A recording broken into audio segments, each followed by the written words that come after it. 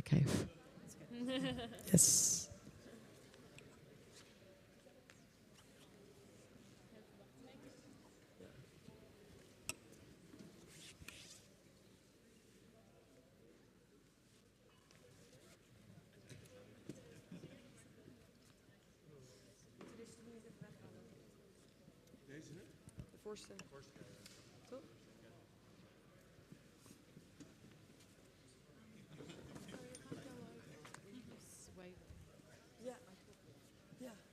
Kind of look like We do have a lot of, like there's no pressure of another speaker.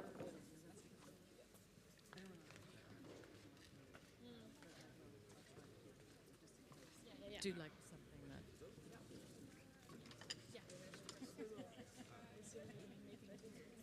Faces.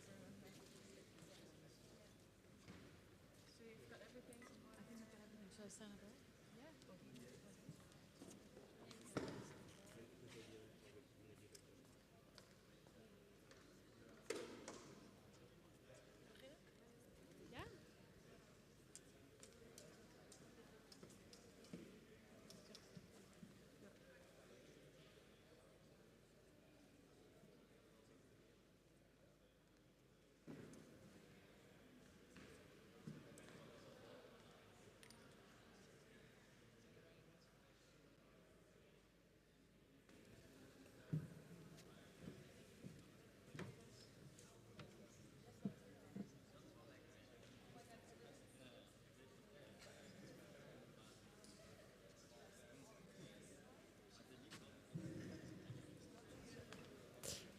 Okay, good morning, everyone.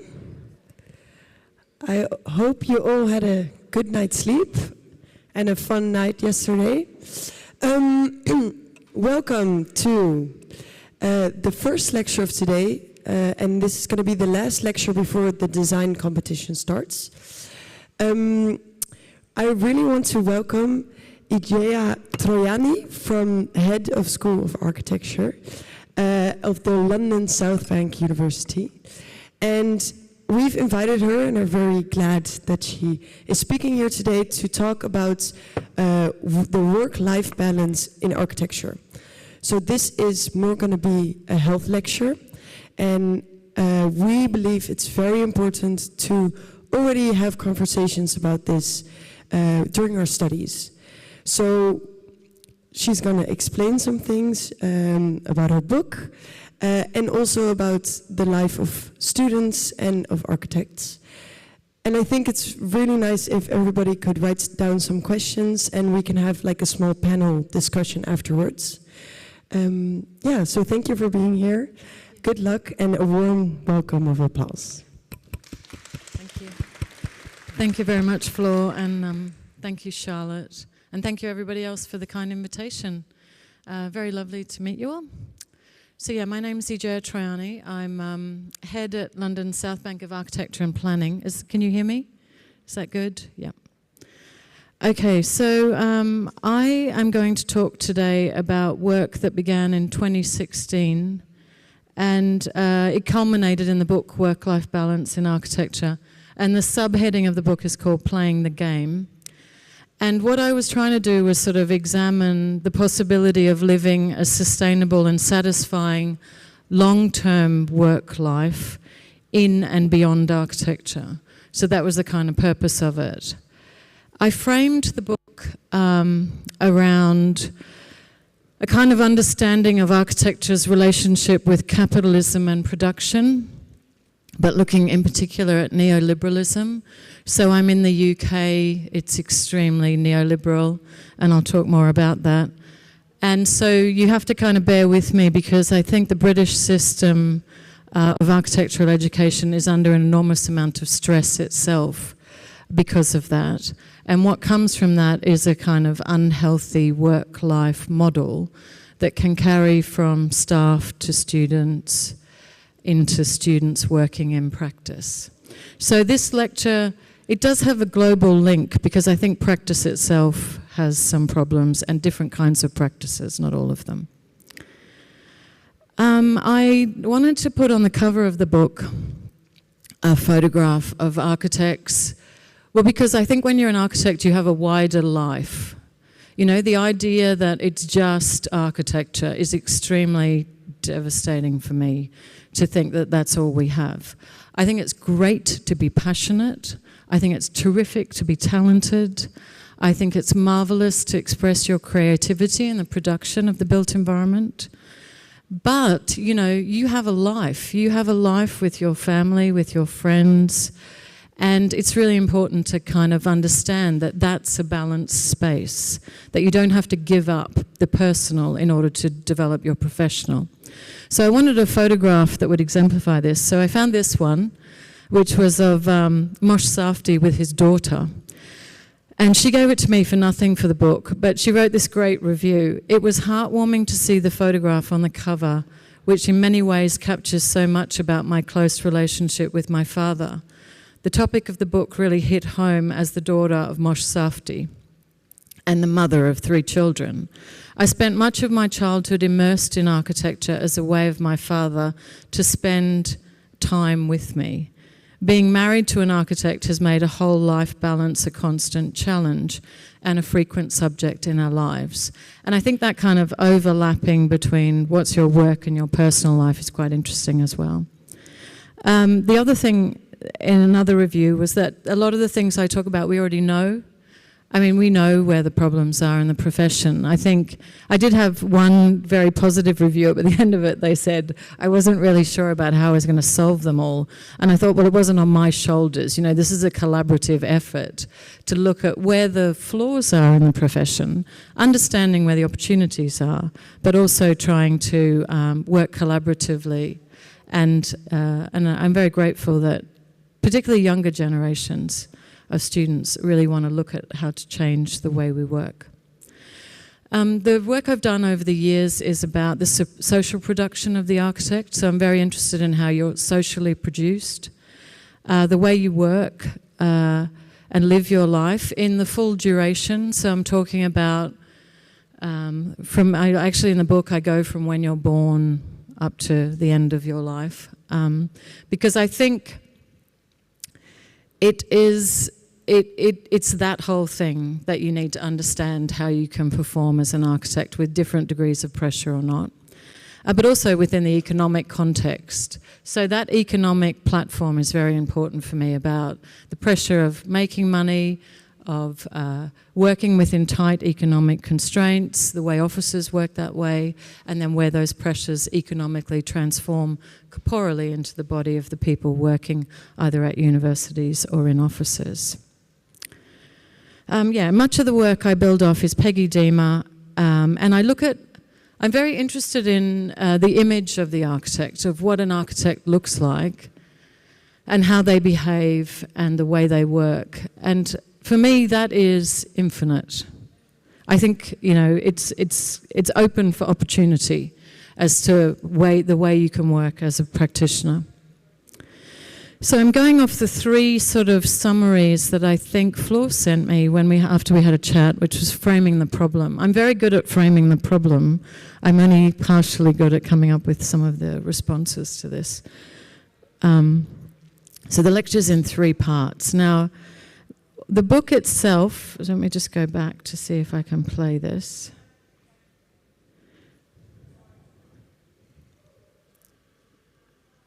Okay, hang on. The book itself comes from a paper that I wrote on a flight because I had no time. And I had actually, prior to this book, been writing a lot about film and visual culture and the relationship that it has with the representation of the architect. But I had no time to even write a paper that was really important to me. And it was about academic capitalism in architecture schools. I wrote it on the flight and in the time before I delivered it. And it was in Stockholm, the conference. It was a feminisms conference. And the paper was about a kind of critique of employability, 24/7 work, and the idea of being an entrepreneur and people wanting to encourage you to be an entrepreneur. And I presented the paper, which is actually the basis of the book, to be honest, which was written in a very short amount of time. And I played this film with it because at that time, I felt like I was producing students on that conveyor belt. I couldn't remember, I was giving lectures to 250 people. I had 2 studios with 30 students in them. Students were under pressure, we were under pressure, and I felt like this production line of the education factory of architecture was quite problematic. And the book comes from that kind of grounding. It's in 3 parts. So the first part is about the context of capitalism and neoliberalism, which I'm going to talk briefly about, and the kind of work-life imbalance that we currently have. And then the other things are about the idea of economic man, which is homo economicus, but that is genderless, so it can be any gender, just man generically, and I'll talk about that. And then the third part of the book is about, because I write a lot about diversity and how people maybe don't fit into an architectural education, and I'm very interested in how people who don't match stereotypes and don't behave a certain way can become these alternative kinds of architects that are doing things very differently to what we know. So that kind of covers it, just to give you an idea. And many of the photographs about, I'm interested in the way people can have families, what your background is, what your generation is, where, culturally, ethnically. I work in a university in London which is sourced from South London, incredibly diverse. I joke that I have a member of staff from every country and a student from every country, and it is that. So what's the problem with neoliberalism? So in Britain, it comes from the US. It's inherited by Thatcher. It's a part of the Tory kind of campaign to privatise Britain.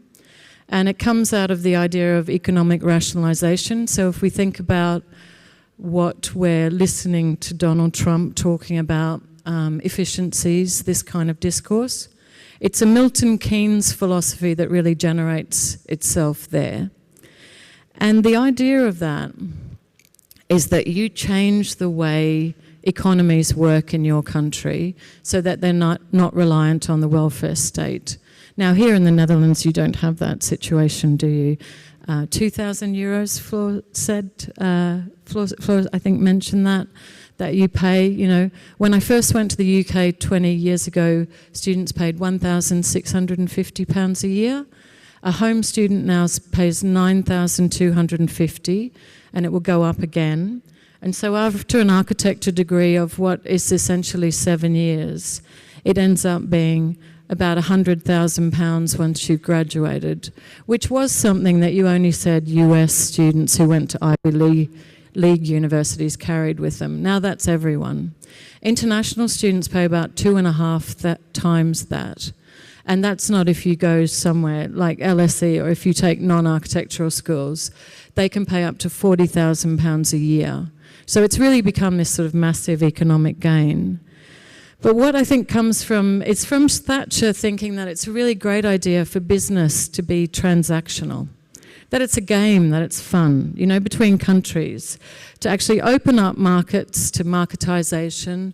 So we accept international students, we open it up, we make more money, and this is a very exciting economic model.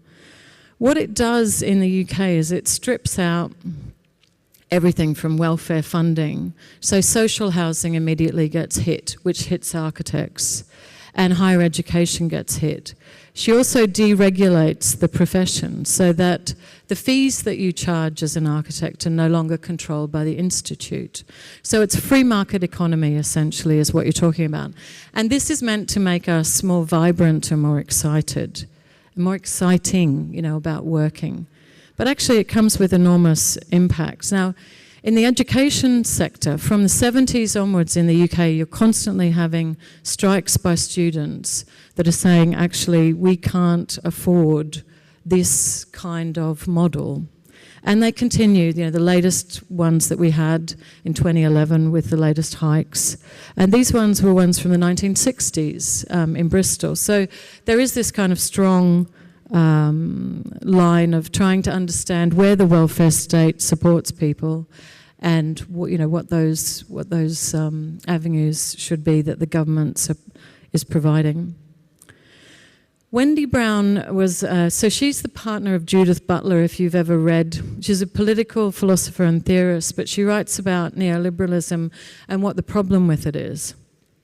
And I think the book is very important because it's actually about capitalism, really, let's be honest.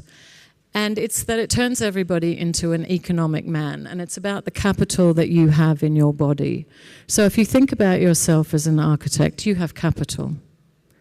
I was listening to the BBC the other day. If you're good looking, you will make 12% more money than someone who isn't. Just your capital. If you go to a great university, if your family have money, you already inherently have capital within you that can potentially make more capital. Now, what neoliberalism does is it optimizes the opportunity for everything to be capitalized upon. The body, land, sites, universities, everything's for sale. And it works under this idea of economic rationalism, that you're essentially juicing out of something as much as you can to make as much profit, whether or not it's your body. So if you take an architect's office, if you're really going to take this model to its extreme, it's like having an office where you have the most efficient workers that are making you the optimal amount of money from that body that can deliver those efficiencies. And I think the context of this is very interesting because economic rationalism hits universities, healthcare, becoming pregnant. Everything's for sale and everything can be bought.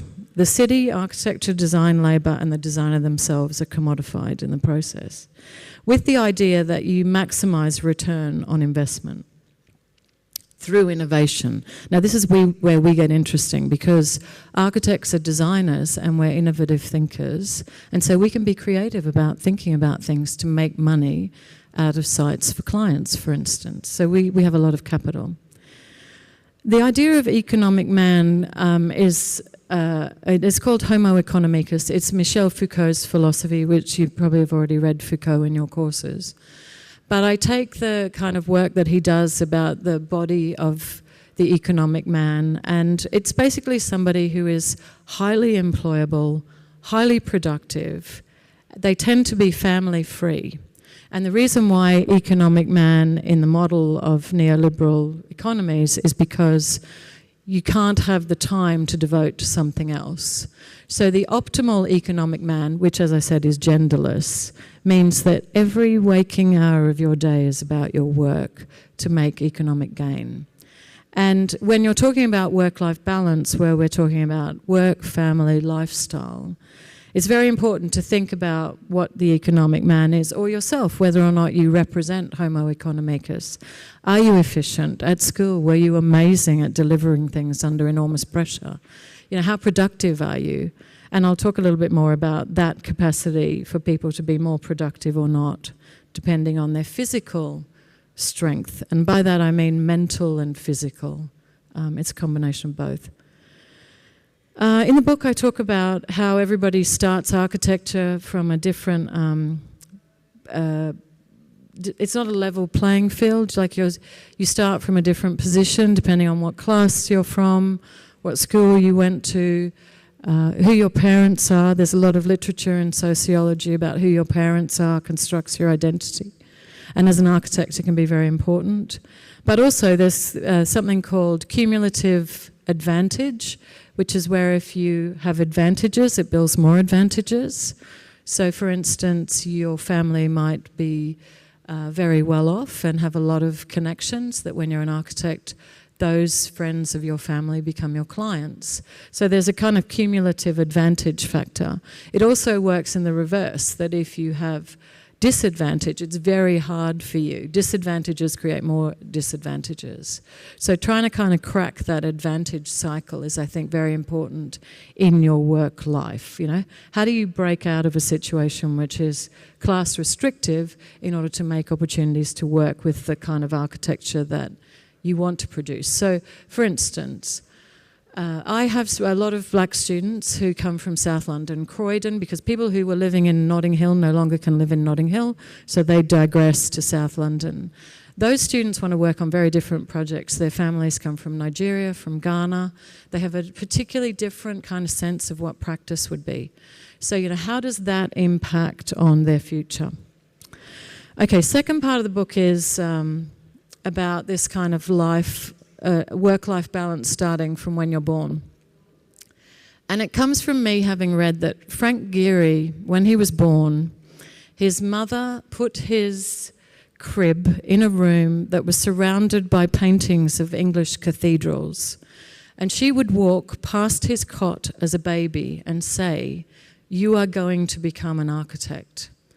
Now, the decision of who decides you're going to be an architect is, I think, very interesting. Do I decide at school? Did I meet an art teacher that I really had affection for? Was it, and they were so inspirational, and they said to me I had such skills.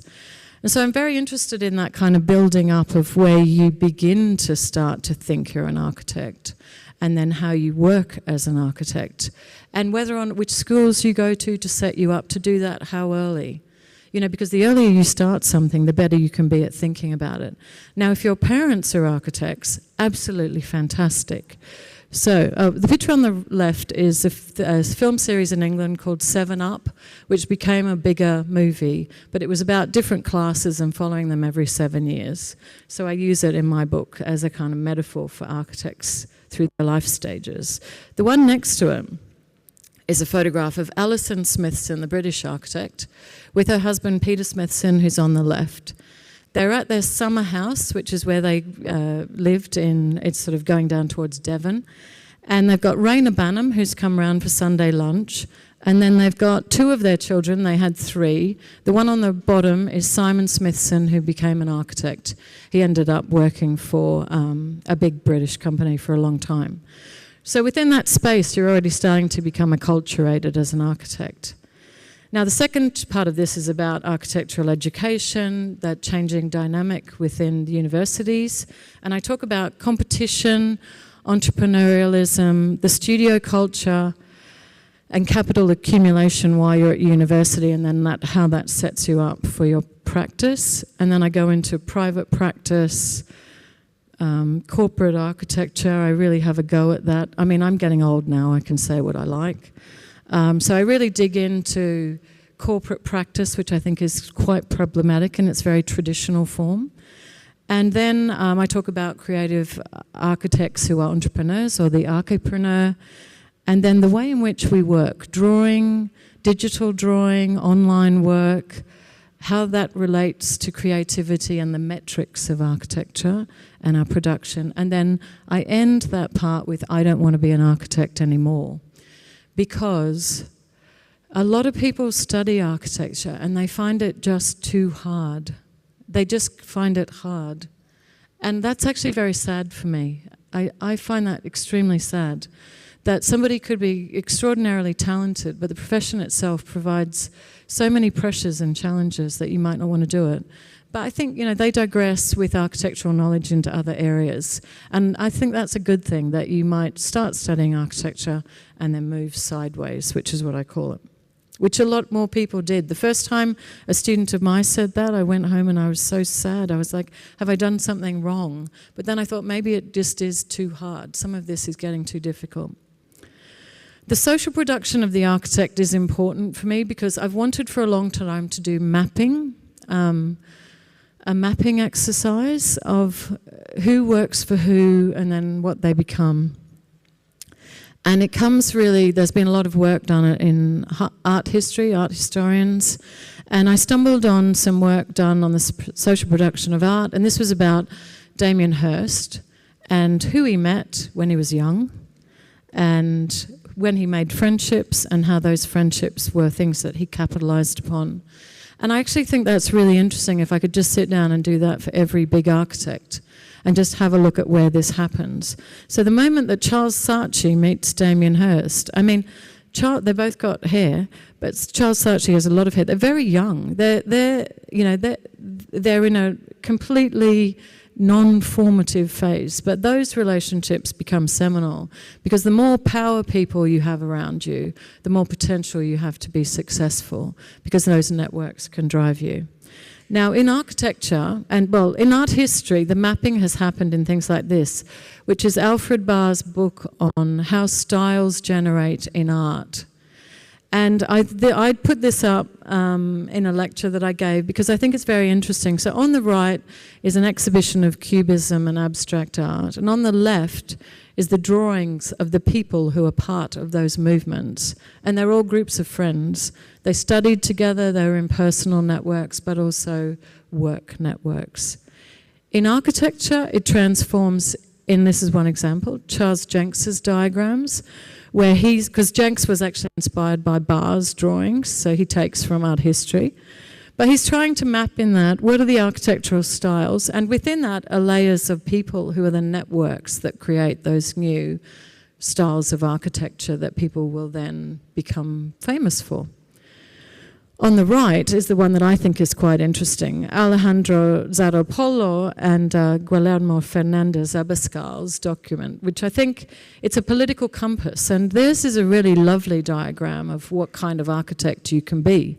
Because what they're trying to do is to say, yeah, there are overlapping kind of relationships between these networks, but there are also people who are working with different classes of clients, people working with cooperatives, people working with self-build, people working with vernacular kind of traditions in other ways.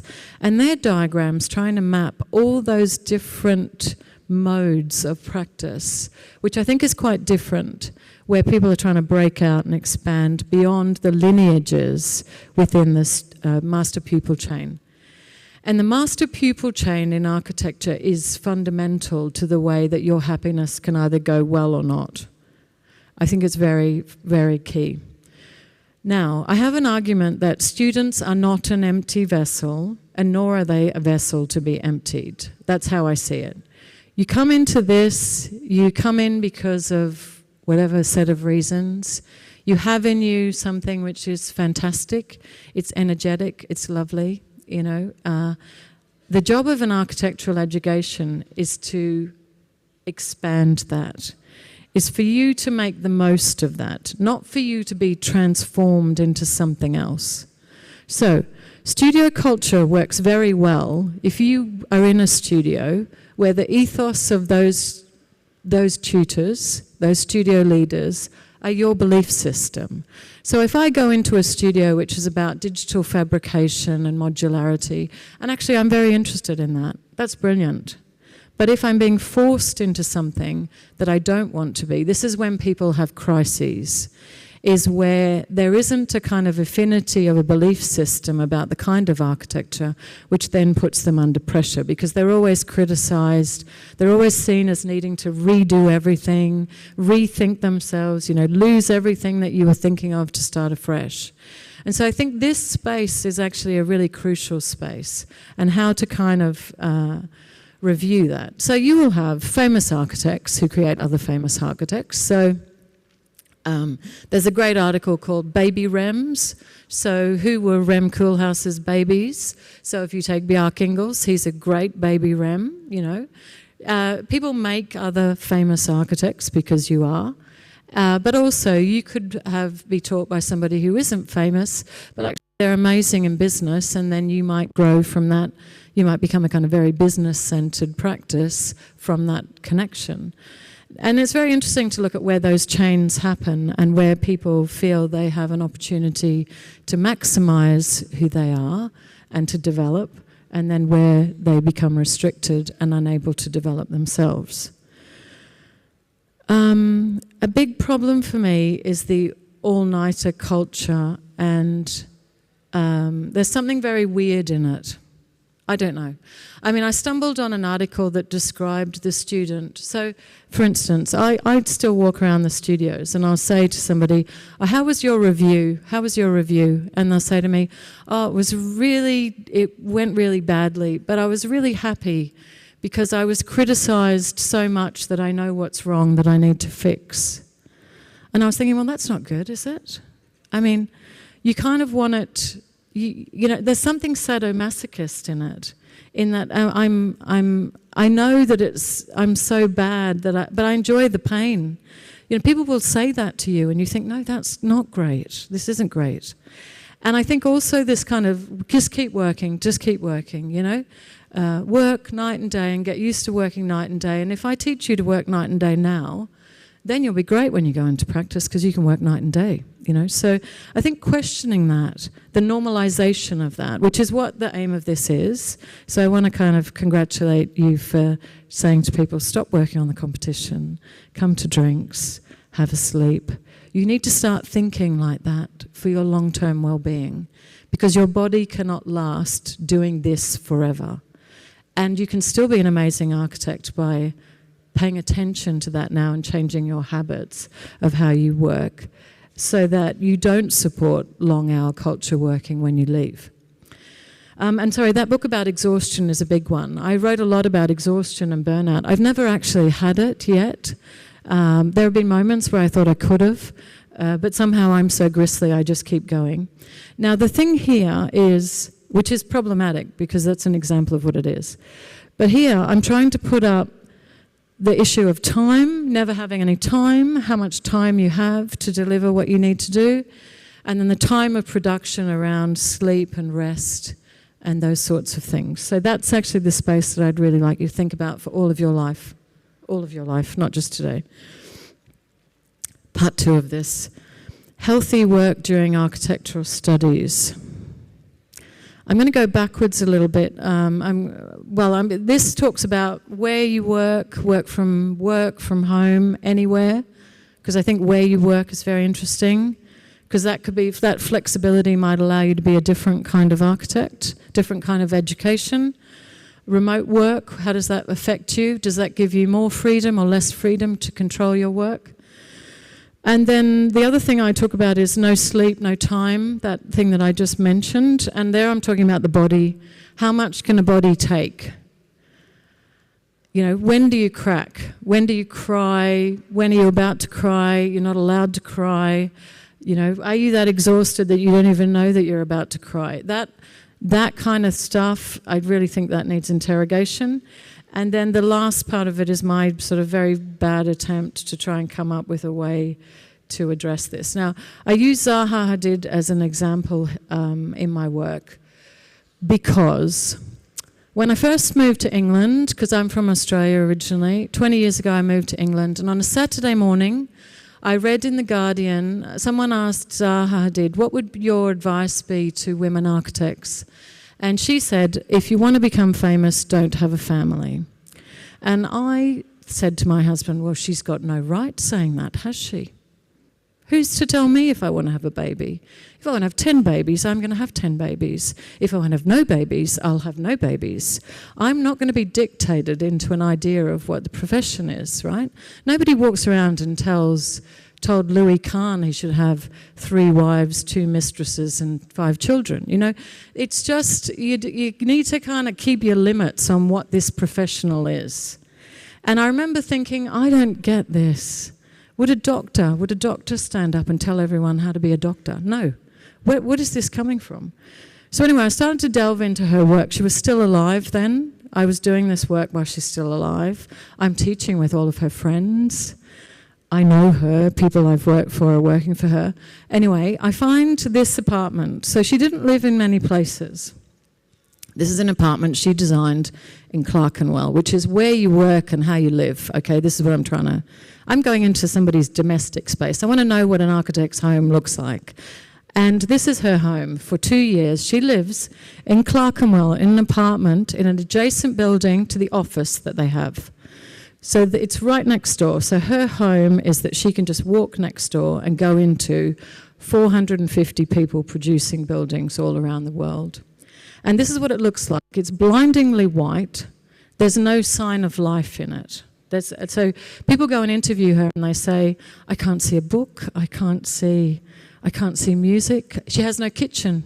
She decides she doesn't want a kitchen because she can never eat at home, and she doesn't cook because every meal she has is a client meeting.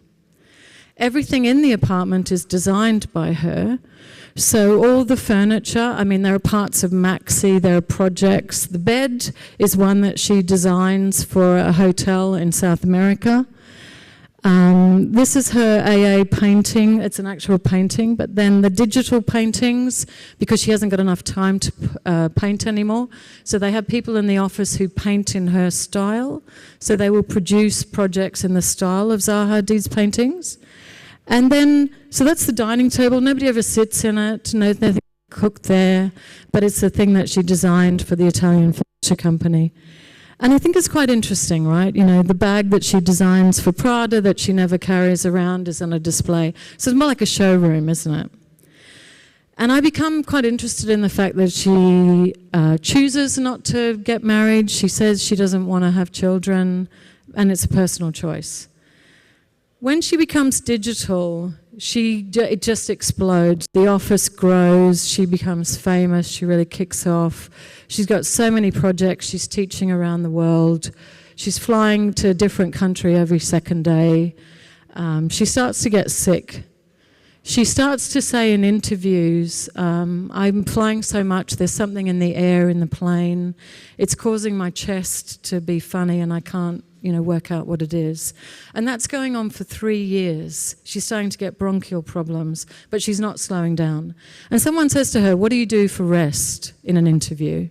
And she says, rest? What do you mean?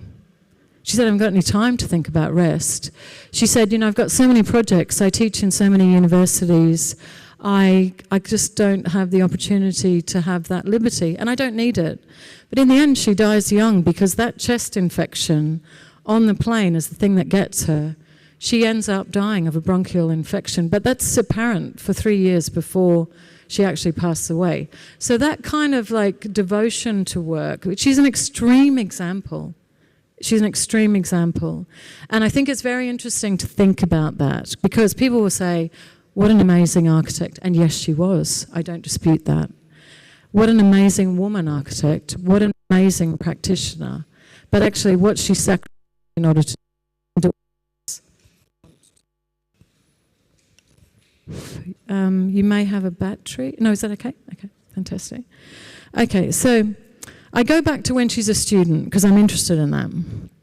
Her parents are middle class, quite wealthy. Her father's a politician. He's a socialist, actually, but he comes from a lot of money. So he's a left, wealthy guy, but very left. Her mother's an artist as well, painter. That's them in front of the Trevi Fountain. Zaha Hadid is a little girl. They send her to a Swiss boarding school. She's very good at maths. She's very good at geometry. And she goes to the AA because Margaret Thatcher has just opened up international students coming into England. And Zaha Hadid is in that batch. She comes to the UK because of the privatisation of education.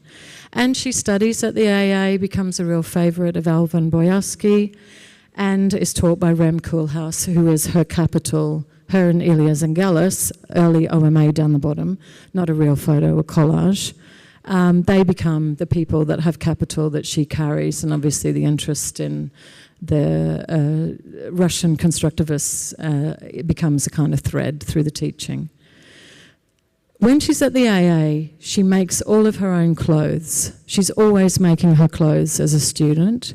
She's designing, she's painting everything. She makes everything for every exhibition. She makes every model. That model of the peak competition she wins in Hong Kong, she made herself out of cut-out paper, and she's showing it to Margaret Thatcher after she's won the competition. But everything was kind of handmade, and then she moves digitally. And how does that transform her ability to be productive and to be reproduced? Now, the idea of just being a student and being allowed to DOS around becomes something, and by DOS, I don't know if you use that word, but in English it means, you can't do a bit of work, but then maybe you don't want to do a bit of work. Maybe you want to go do something else, drink with your friends. So that's kind of what university was. It was where you could study something, but then DOS around and find out who you were. That's kind of gone. Now people talk about what's the job you're going to have as soon as you get in. Universities are trying to work out how you're going to be employed. They will assess your employability stats. That kind of thing has, I think, shifted.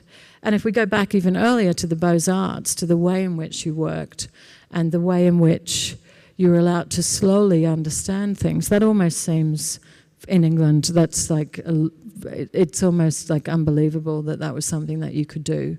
You would have a drawing class and sit there for 2 hours and just draw. It would be lovely. So I think this kind of purposely slowing down is something to consider. Like, how do you slow down when it's going very fast? And slow down is for me like, comes in a couple of levels.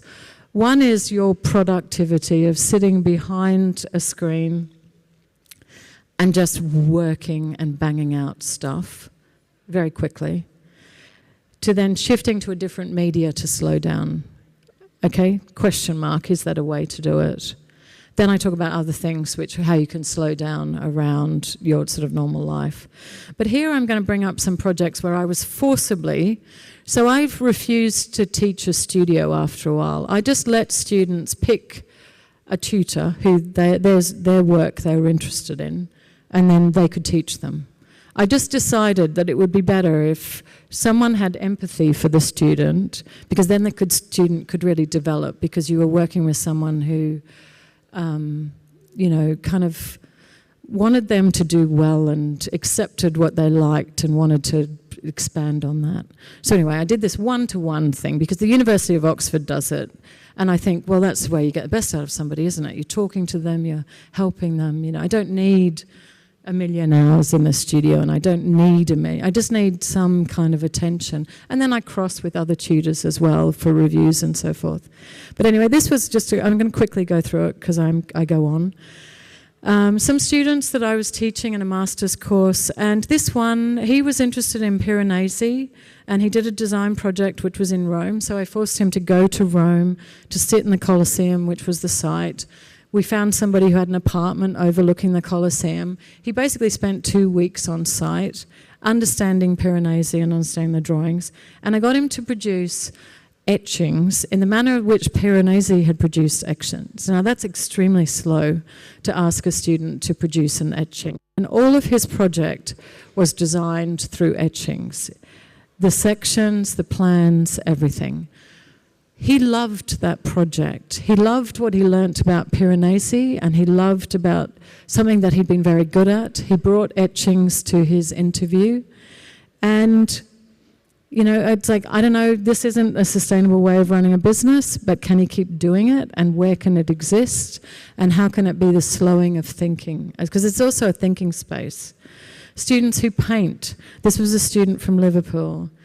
Paint, paint, paint, paint, paint. You almost couldn't stop him. Just painting. So his real interest was in rust. He was looking at the Dockland sites in Liverpool. He came from Liverpool, so hard to understand. Drawing, painting, scratching, messy, always messy. Paintings of that's like a detail for his portfolio. Then I had a student she was from Greece. I discovered that she was a girl guide. She knew about an island in Greece. She was quite interested in this little island. It had one shepherd on it. So her project was to go and live on the island for a month. So she was given consent by the government to camp on this island with the one shepherd and 50 sheep.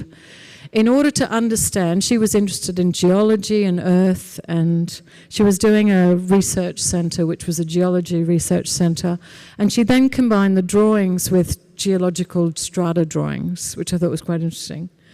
I'm not against digital practice, I just think you need to deal with it critically and not just bang out stuff. And around an agenda that you have. So this is a student that was interested in digital craft and machinic ornamentation, and he made me jewellery, which I couldn't find actually, I wanted to bring it, clothes. I made him work at scales where he was looking at ornamentation to then build it into a big project. He made furniture, but he would just come in and say, I'm now going to design this or I'm going to design that, but dealing with questions of ornamentation through the production of digital fabrication, with the idea of minimising waste. That was another big factor. So if he was to make a chair, how could he make it and end up with the most minimal amount of waste? So he sort of set his problems of how he wanted to work and the way he wanted to work. And that's the final project, which was a huge landscape project with multiple buildings and so forth. I'm going to kind of jump along here quickly. A student that I forced to walk around Greece, mapping buildings by the Greek architect Aris Konstantinidis. They were defunct buildings in Greece, and he spent 3 months creating a photographic travelogue to understand them. and then produced a project from that around the kind of ethos of walking and understanding the landscape. That leads me to my second point about changing who you are. Now, I read that Jean-Jacques Rousseau was a big walker. Jean-Jacques Rousseau is I think the protagonist of the education systems that we currently have. So he's kind of considered a figurehead of education in the world. And he walked, and he claimed that he couldn't think unless he walked. So he would walk every day, would walk in every direction, in nature, very important to be in nature, and to think about the world and to understand knowledge. Now, at a very simple level for me, this idea of walking as an architect for your own well-being, to walk for projects, to walk around sites, to actually look, to slowly look and give yourself the time, not to be given a kind of digital piece of information about a site that you will never go to, that you will never understand, but actually to slowly understand what that site's about. But I also think walking generally, like if you are so overwhelmed and stressed by this course, to just, and I can see already in the Netherlands, you cycle, you're out, you've got amazing landscapes around you. But wherever you are, to keep doing that, to keep kind of connecting with that.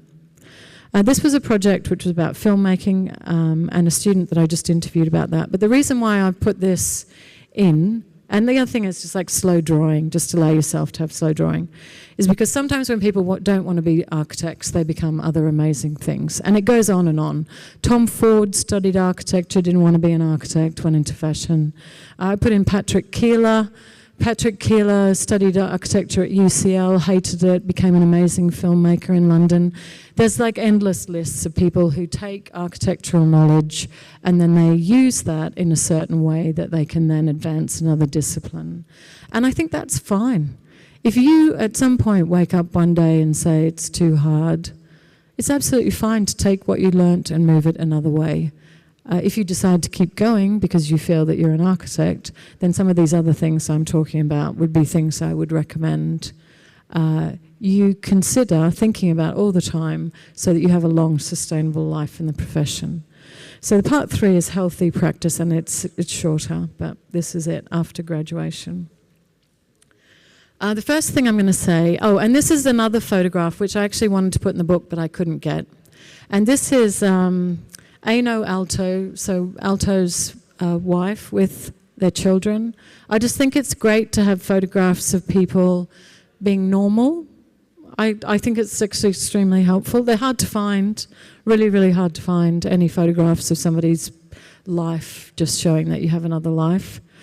But I'm interested in this idea of eudaimonia, which is like that you flourish, which is a Greek philosophy, kind of, ancient Greek, about you can't really determine if you're happy or healthy unless you're looking at your whole long life. So it's about human flourishing over your entire life. And I think that's the way you have to think about architecture. It's like you will have, to be short-termist is, I think, problematic. To come up against a problem and to think that that's beat you, I don't think that's the way you should look at it. I think you need to work out how to navigate it, and that you will have other situations where you will do better and it will go better for you. But I think to try and work out a way to make that journey happy and flourishing as much as possible by choosing who you work for very carefully, how long you work, who you marry. You're in control of some of these things, some things you're not. Make your decisions so that you can make something that you think is going to kind of have long-term fulfillment and flourishing. And I think that's a bit of a difference, because your well-being will be determined keeping in touch with your school friends. If you were to have children, to kind of be there after school and go and do stuff, to expand your network so that you kind of got other things going in your life as well as architecture. And I think there is real fulfillment, but the mix of that will be very dependent on you personally. You might choose not to do any of it, that's great. But many people don't want to do that kind of choice. So you make those choices on your own. The second thing is, I think, resisting this economic man model of productivity. And that's one, because people want you to optimize, rationalize your labor and resources all the time. So where can you do that, and where do you resist doing that? You know, how do you navigate those demands? And I think it's about creating new forms of practice, as I said, so that the practice that you might run, if you have your own practice, it might support work-life balance very differently.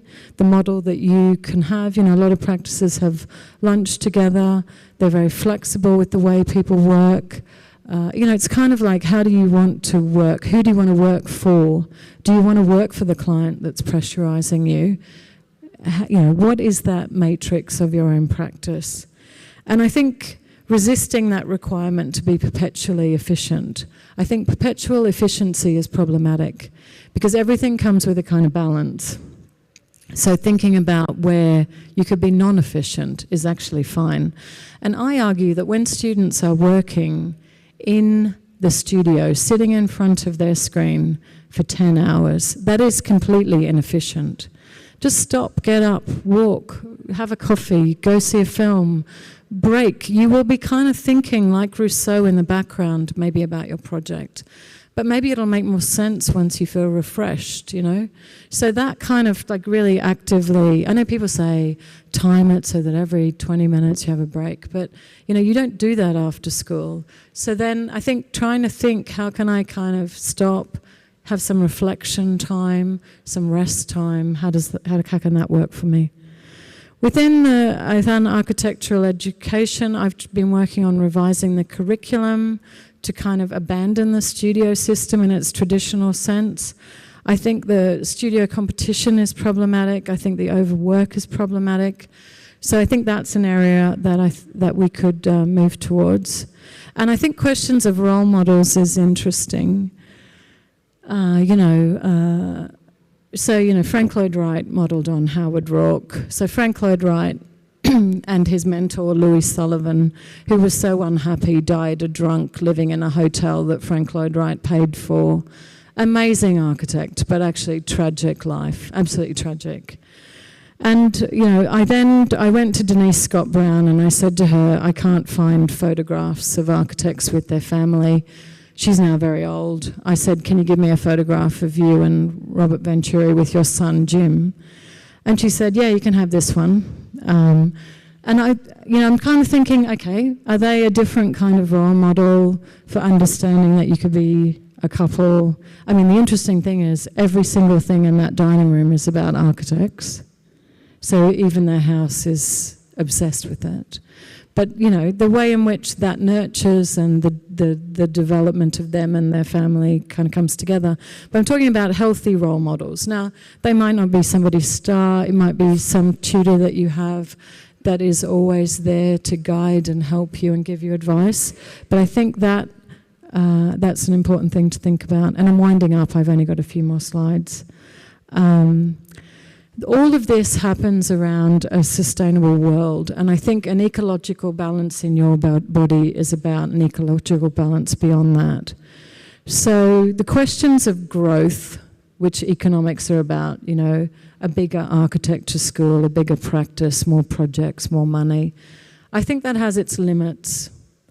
I think there's a pinch point in there, and I think the idea of perpetual growth is something to be questioned around productivity, because I think that's the thing where we're clearly failing in a sustainable kind of world vision. So the ecological balance that we as architects are a really fundamental place, you know, and I'm sure all of your work is already within that, but then thinking about it in that bigger way, that I'm balanced within the bigger picture. And in the book I refer to the writings of Guattari on that and degrowth, which I think is really important. The seventh thing that I kind of listed, and actually I could probably do this list infinitely, promote collectivism, collaboration, and empathy. That's the kind of last chapter in the book. And it is about almost like resisting competition. Now, people say competition's really good for you. Yeah, there can be healthy competition, but there's also extremely unhealthy competition. And I have seen it in architecture where it's hugely destructive. And I think it's fine for people to have different skill sets, but I also think it's quite lovely for you to say to somebody, that's a great project, You know, that's a lovely project. Well done. And to have that kind of empathy for your peers, whether or not you're at university or if you're in practice, to actually recognize somebody else's skill, to want to work with them, to understand they might have different values, but then how do we work together? But also to work collaboratively. Now, that also will help you in your life, because I think that kind of sense of collective work has a bigger life story than selfhood. I think a selfhood attitude, whether or not it's in my lifetime or beyond it, I think it's also got a certain limit to it. And this was just a project that some students did at my university in South Bank. It's actually on campus, it was on the weekend. But then just building as you're doing, working together on that, learning how to work together, having lunch around what they're building. I just think that stuff you need to think about when that can happen and how that can happen. And then trying to continue that beyond it, beyond university. And then obviously taking care of yourself, of your sleep, of your mind. There are moments where I really know I'm going to implode. You know, like I've got a massive job. I've got 63 staff, 1,700 students. I'm one step down from the Vice-Chancellor, and there are moments where I just woke up in the morning and I think, oh my God, I'm just going to explode. But then I think, you know, no, I'm going to go and have a coffee. I'm going to go have a walk. I'm going to get myself together and then come back at this, that this becomes easy. So just knowing those moments where you think it's getting too much, because nothing is too much. I mean, you just got to sit down and work out how am I going to talk to somebody, talk to a friend, work out how you're going to kind of navigate that thing, because everything's got a solution. It's just how do you get into the right framework to be able to deliver that. So lots of, like if you're knackered and you've lost focus, just go and sleep for 10 hours. Just do that. And then you'll find you're just in a much better place. So understanding the limits of your body, because the people who are seen to have the most energy are the most ideal for business. They can just work machine, you know? They can, can't they? But actually, you need to control that as well if you're that, to not be overexploited and to make sure that you care for yourself in that process. And the last thing is to just do this stroll in nature. I think it's really important. This was last weekend, me walking around rose gardens, but I don't care where you walk. You could walk in the city, it doesn't matter. You walk anywhere, right?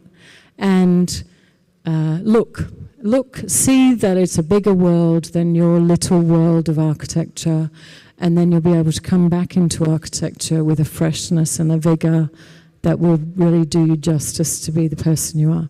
So that's it. I went slightly over. I want to thank you all. I hope it was of interest and invite any questions you might have.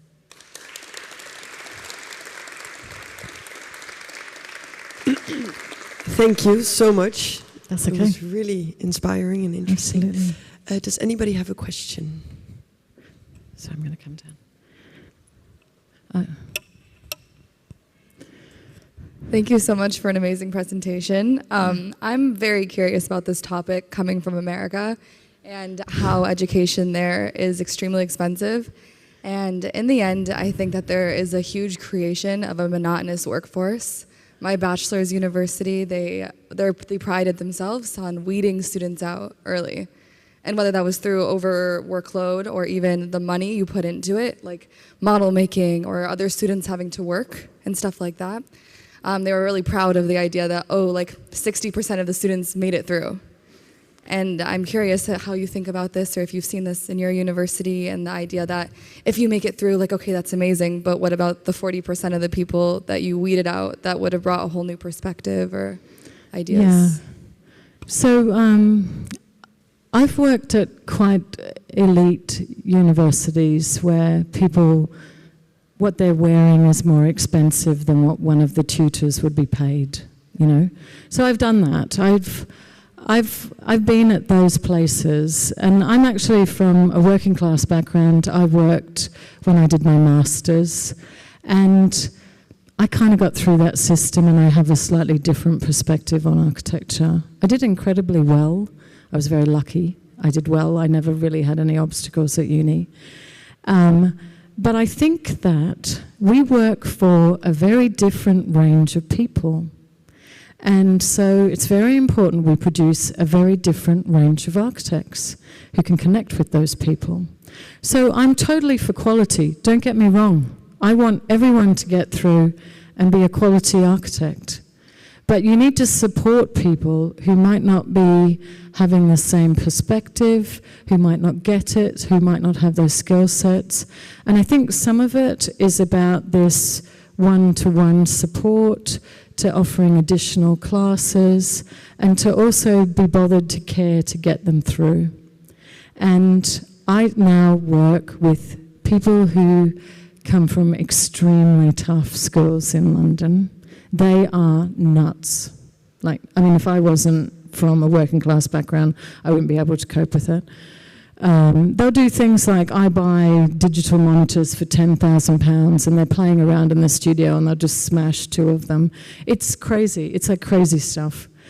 And so a lot of it is like talking to them about how to calm down, how to focus on what they're good at, use their energy to develop themselves, but also work on projects which are where they want to work, who they want to work with. And that's a bit of a process, you know. But I've got a great staff who are in there on that. We buy into that. And I think it's about the ethos that you have about your school. Do I care if I make the most famous architects in the world? No, I don't. I just want to make a lot of architects who are very good, that when I'm walking down the street, I'll go, wow, they designed that building, they designed that space, they changed that, so it's terrific. That's all I want. And I think if you leave with those skills, that's good. And the questions of whether or not you fit a stereotype that is something else is, I guess, what I'm trying to challenge. But I think it's good to have a lot more different people in the profession. I think it's just good for the world. And okay, we're less powerful than we were, I get that, but I still think it's a really important job. And I think that when you go into a great building, everyone loves it. People are lifted by it. It helps them. It's like a great social thing. So yeah, for me, I think it's about the care that you don't want to lose it. And I don't think it's great to have broken someone. I don't think there's nothing to be proud of to make somebody feel like they're a failure. I just don't think that's very helpful for them for the rest of their life. Do you feel like there's a systemic problem with this in architectural education? Maybe in some areas or more so than other areas? Yeah, no, definitely. I mean, there are some schools in London that have really been under criticism for having done that for a long time. But yeah, I mean, it's a slow shift, isn't it? The problem is people go to those schools and they want that. It's the sadomasochism and the fact that you can say, oh, I was one of the 60 to get through. You know, that's great, you're very special. But actually, that's not the point of it. I think the point of it is that you work with people. I mean, you might be working on projects that you are with a colleague in this year, because how often later in life will you go back to somebody that you studied with and maybe work on something with them, or perhaps they're working in a different country and you can kind of connect that up. But I think that is actually like really beneficial, and you need that difference in that mix as well. It's almost like the sustainability of the profession is now dependent on its diversification and non-elitism. I think it needs to rethink that space. Yeah. Thank you. You're welcome.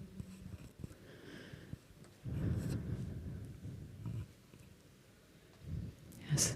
Okay.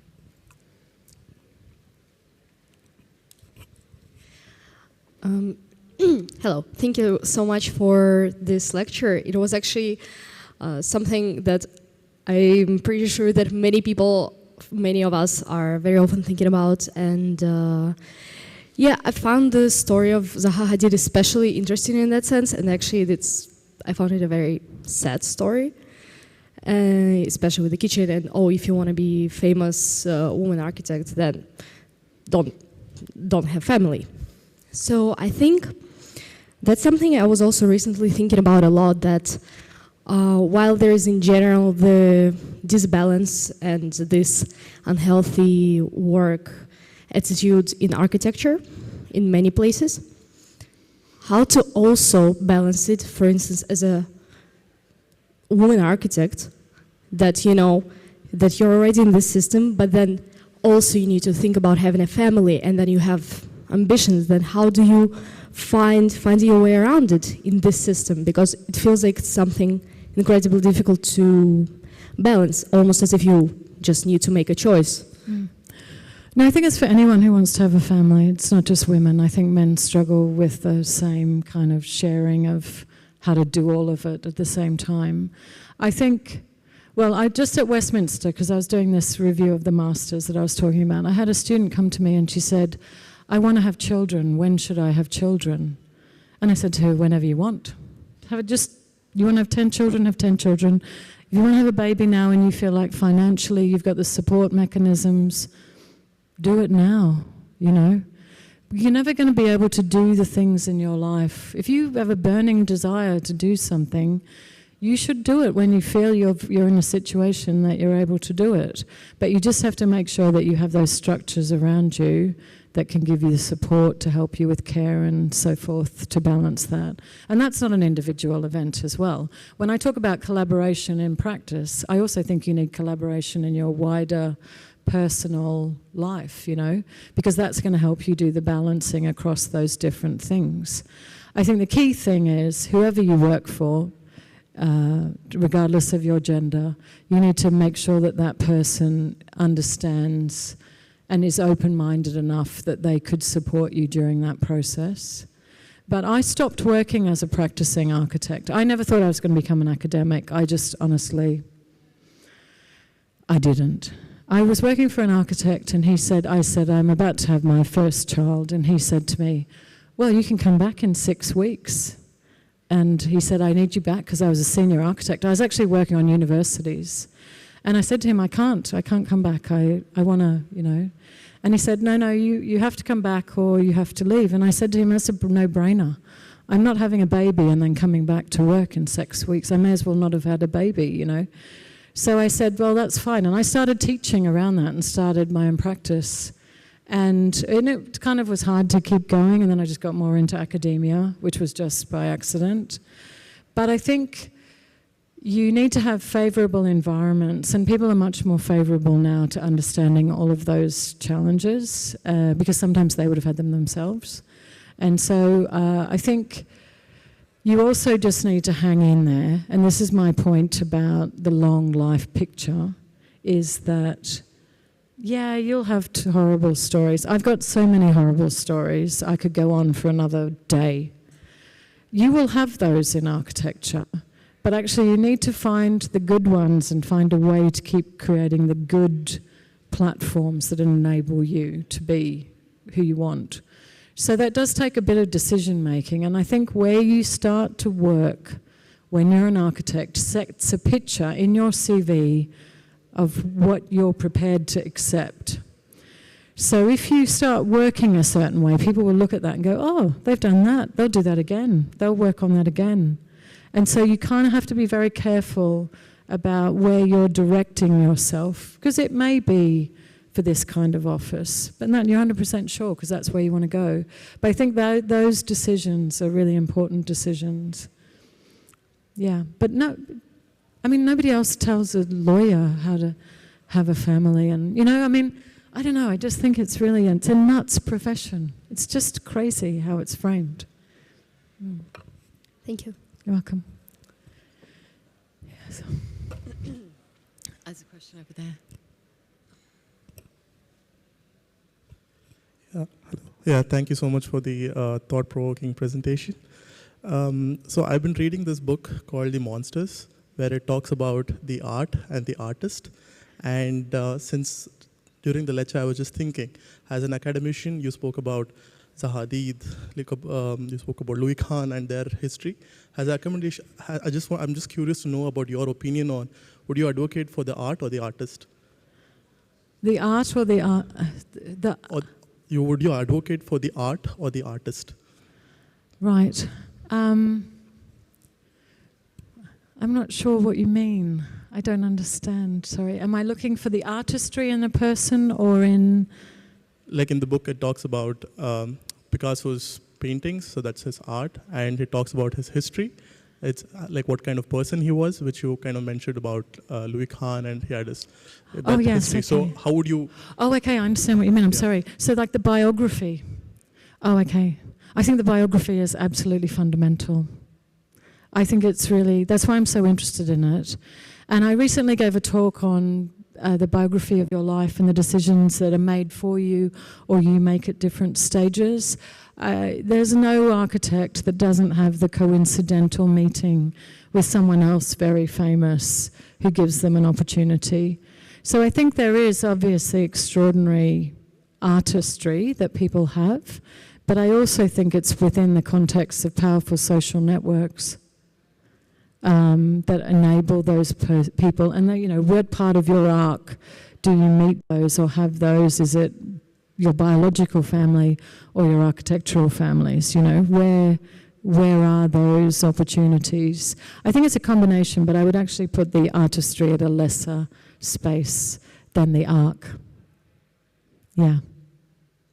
Sorry, it took me a little while to get there. I apologize.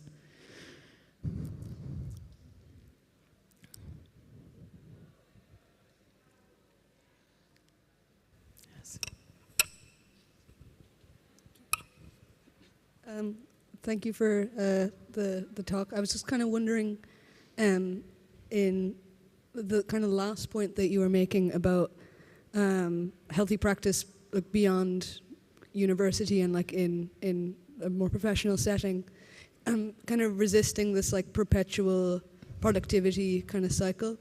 And I was kind of wondering about how that ties into the idea of accumulative disadvantage economically, and how to kind of balance those ideas.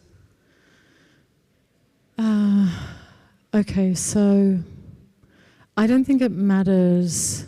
I think the thing is whether or not you're smart. I know that sounds crazy, right, doesn't it? But it doesn't matter what background you're from. I think you can make the most out of that as an architect.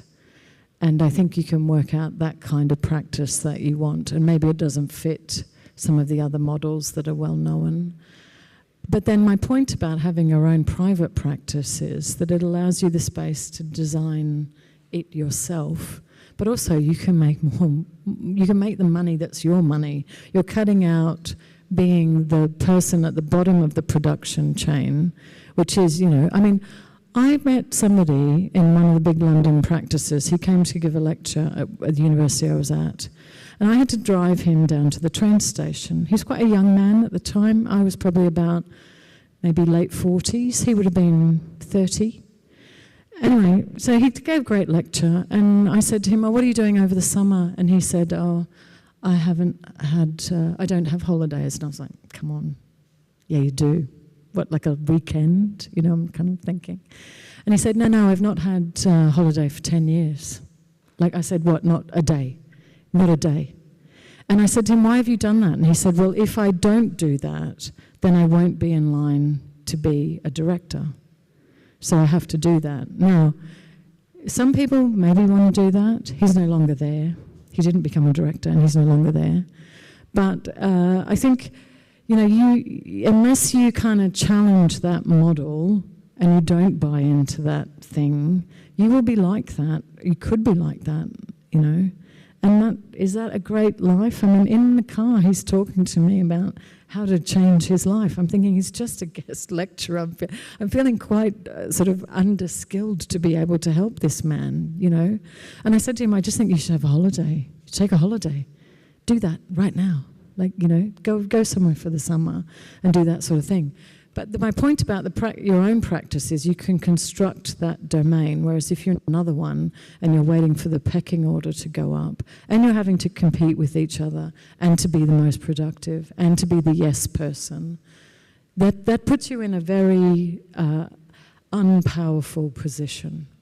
Whereas if you can and have the capacity and the skill set, and I think that's more about just how to run a little business, that can actually give you a lot of enablement in your life. If you have to personally want to do it and have the skills, or maybe you collaborate with someone who has the skills that you don't have and you're a complement, but I think that has more potential for you to control the trajectory of your life than waiting to be the other one where you need to deliver at certain things. And it goes without fame.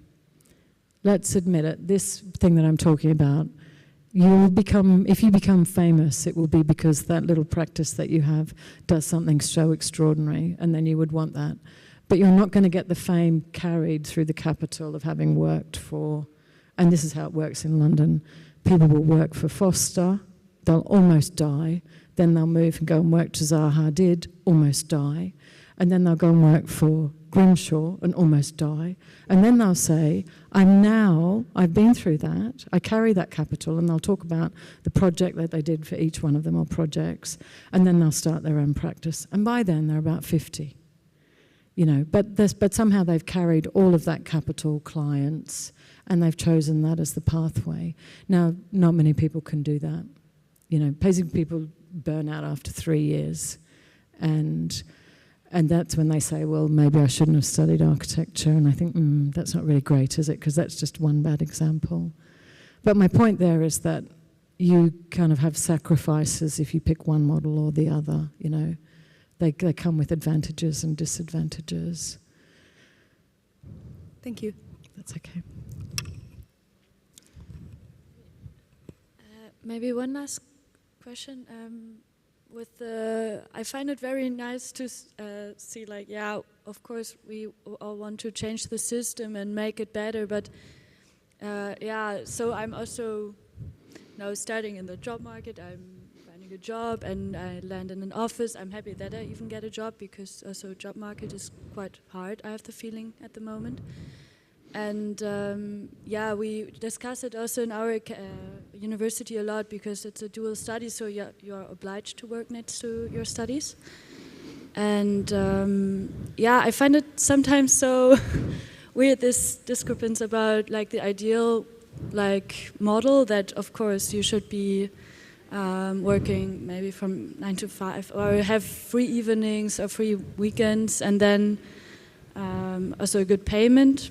But I have the feeling often you stand as a young architect quite alone, and I want to know if there's maybe also movement from already the established architects that want to also change the system in a bigger manner, and not only in their own office, but maybe in the bigger picture, because ideally I should probably just stop in the office and search something new, but then the money is also quite a thing, and finding a new job. No, I agree, the pay is a big issue, but it's who do you work for, and how good are they at running their business, and how do they benefit you? So I was talking to a student day before yesterday, and he's a real maker, without a shadow of doubt. He's the kind of guy that's going to build everything by hand himself, and he's very technical. And so I said to him, okay, have you applied to these offices in the UK? Because you might think about those. And then he said, well, I've tried a couple of those and they don't have anything, but I will try the others. And I said, and what about overseas? Because that's the kind of person that would really fit you. Did you think of maybe going there to see if you could work there? And he said, I hadn't really thought about that. And I think you kind of have to chase, even if it's a month, 2 months, whatever, it starts to build on your CV as something, but also you're trying to, because I think there are architects that are trying to do it differently. I think that political compass circle is the faith of the profession that I have, is if you look at that, there are people who are working with really strange ways of doing things, economic models of how to produce housing, self-build models of things. But it's whether or not you want to be in something more conventional, and then what size and where it should be. And I think you just have to kind of keep trying to chase the right sort of practice, and then keep moving. And maybe you're not going to make a lot of money if you're in a big one or a little one, but at some point, architects can make a lot of money. And people say to me, you can't. Yes, you can. I'm in London, I'm seeing it. You can make a ton. It's just, how are you doing it, and what sort of projects are you doing, and what's the quality of that? And some people are doing really good quality projects, making good buildings, good you know, and they do it so that it's working well and ethical. So it's trying to find what that mix is and trying to find a practice that might be starting to go in that direction. But I think it bubbles up. The answer is it bubbles up.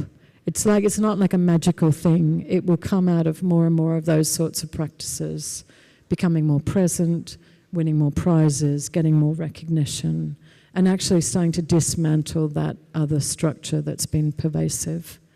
I mean, I don't think those big offices will ever leave, but I think that there will be more of the little ones that will become medium and actually more powerful in changing. And people will drift to those offices that have better working conditions. Okay, thank you. It's okay. There's one here.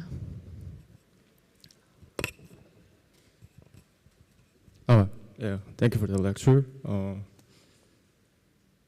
In case what an architect likes to work for their family, I mean the every financial issues due to family, right? Or for some people they might think caring their families for themselves. Then what would you say for that? So do you mean that sometimes architects are more financially pressured because they have a family to, yeah? Right. Yeah. So in England we have an apprenticeship system, which the government brought in place. And that means that you can study for nothing if you work. And we have apprentices at my university who have children. And they basically get their degree. So you have to work out where's the opportunity for you to still be making money and study. So I think there are pockets of things that exist for people to do that. But I think you have to sort of hunt around and see, and I only know them because they're in the UK. And some of the apprenticeships are being stopped at the postgraduate level, but they're still keeping them for really young people, undergraduates, so you could do your whole undergraduate degree and not have a debt in England. And then by then you're probably making more money in the practice you're working in. And they are architecture apprenticeships, so you're basically working in an architect's office while you're studying. So there are some mechanisms to be able to help that. But having said that, I've taught students who are full-time that have family and they have another job and they do their study around it. And they have to navigate that, but then that's also that thing of returning to us, supporting them when they have their tricky pinch points of, you know, when they can't cope, how do we help them get through that? So yeah, I think you can be self-sufficient even as a student, and people do get through it, but there are a few different avenues of how to do it. Some people are very happy just to get a great big debt and then never pay it. Students will say to me, I'm never going to pay that back to the government. Fine, don't. But what if an architect really feel true happiness after he can or she can afford their family? Oh no, absolutely. But you will. You will be able to do that. If you're good at your job and you're good at managing projects, you will easily be able to do that. I think it's just understanding the mechanics of running a business and getting some good exposure to how to run projects, and also having clients that aren't screwing you for every cent. That's quite good. You stay away from those ones that are going to, I have worked in offices where you just say, no, not doing it. It's never going to be profitable for anyone. It's never going to produce the quality. So I think something of a filtration, you know, not picking up every job, but picking ones where you can do a good quality project and make a decent profit out of it. And I think that's something we need to be teaching students as well. Okay, thank you. I hope that answered your question, yeah.